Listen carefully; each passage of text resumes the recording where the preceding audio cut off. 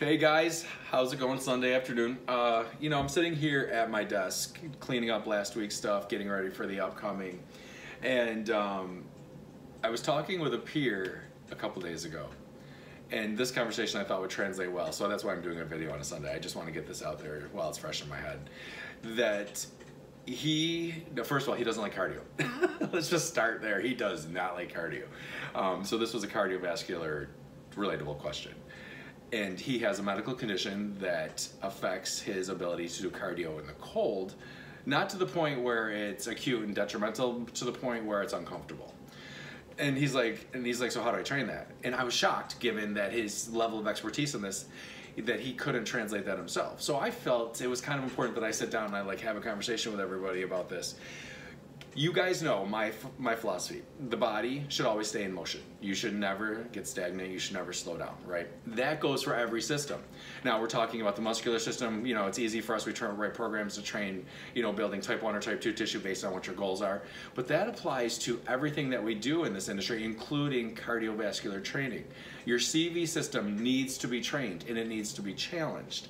Now, how do we deal with issues like out in the cold that affect us and make it so that if we're going for a good run and all of a sudden it's like too much, we have to stop and slow down?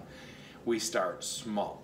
Now in our industry we have zones, zone 1, zone 2, zone 3, based on your maximal heart rate, and we do all these fancy little numbers that we do to design a program for you. Normally a zone 1 is where we start, and that's at somebody's 65% of their maximal heart rate. That's what we're pushing for, just to see how strong they are. Now, in a medical situation, that doesn't mean you quit because the doc says you can't do this. It means that you continue to train, but you train at a lesser value. So it's fine to start at a 50%, because at a 50, you're gonna work through it, your body's gonna adapt, it's gonna get used to it, and then you're gonna move to a 55. And that could take a week, that could take 2 days, it could take a month. Who knows? Who cares, as long as it's progress. The idea is never to quit or to hold back from. It is to teach and train your body to push through and supersede. We can overcome. You don't have to give in. Now, like I said, this was one of my peers, and we're having this conversation. It's crazy. So obviously, it's a topic that needs to get out there. Find somebody that can help you find those numbers. Talk to them about your medical conditions. Make sure they're qualified to help you through that. Obviously, that's the key. Make sure they're qualified, and always get your doctor's permission if it's medically related. But don't slow down.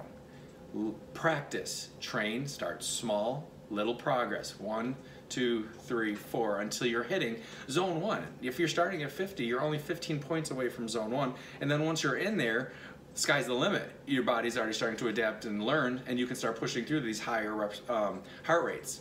So, crazy. I guess the final takeaway from this is, even the pros sometimes need some guidance. So it's okay to reach out and find somebody to help you. You don't have to quit, you just have to make sure you're doing it the right way. So get out there, have a great weekend, enjoy the Sunday. It's November, snow's coming soon, so we're gonna be thinking about doing cardio outside. And if you guys ever have any questions, please reach out. I'll talk to you soon.